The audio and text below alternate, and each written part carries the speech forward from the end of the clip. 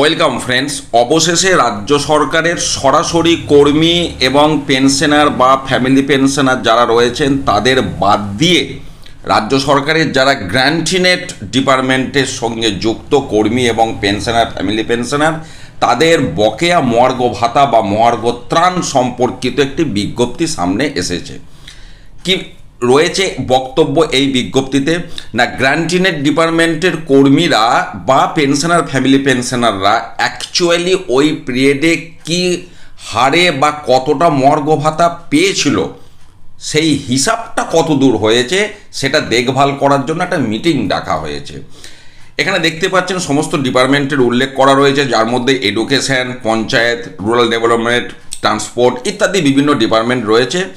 এবার এখানে বক্তব্য যেটা বলা হচ্ছে যে এর আগে গ্র্যান্টিনেট ডিপার্টমেন্টের জন্য অর্থ দপ্তরের যে 998 নম্বরের বিজ্ঞপ্তি, যেটা 13ই মার্চ পাবলিশড হয়েছিল, এখানে যদিও তারিখটা ভুল করে 12ই মার্চ ছেপেছে বকেয়ার বিষয়ে, তো সেই বিজ্ঞপ্তিটি বলা হয়েছিল যে রেসপেক্টিভ ডিপার্টমেন্ট তারা হিসাব করে পাঠাবে যত তাড়াতাড়ি সম্ভব।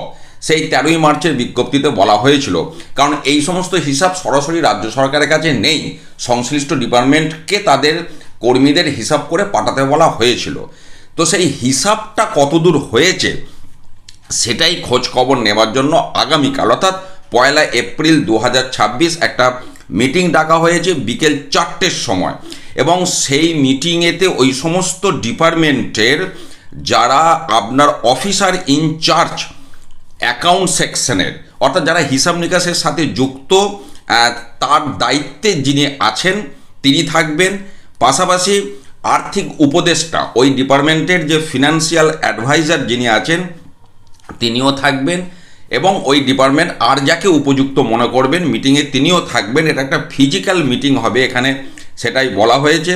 তো সেই মিটিংয়ে ওই যে অ্যাকচুয়াল, এখানে পরিষ্কার বলা হচ্ছে যে ডিয়ারনেস অ্যালাউন্স অথবা dearness relief actually granted to them, মানে এমপ্লয়িরা অ্যাকচুয়ালি কতটা পেয়েছে, এই হিসাব নিকাশ কতটা হয়েছে, পাশাপাশি আদার অ্যাসোসিয়েটেড ইস্যু সেই নিয়ে আলোচনা করা হবে।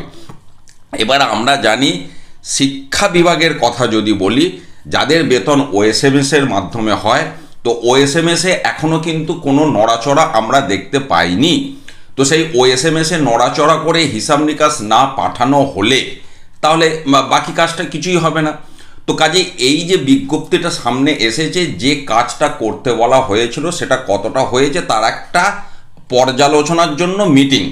এবার দেখা যাক আগামীকাল বিকেল 4টের সময় এই মিটিংয়ে কি আলোচনা হলো, সেই তথ্য সামনে এলে সেটা অবশ্যই আমি আপনাদের সাথে শেয়ার করব। ভালো থাকুন, সুস্থ থাকুন, ধন্যবাদ।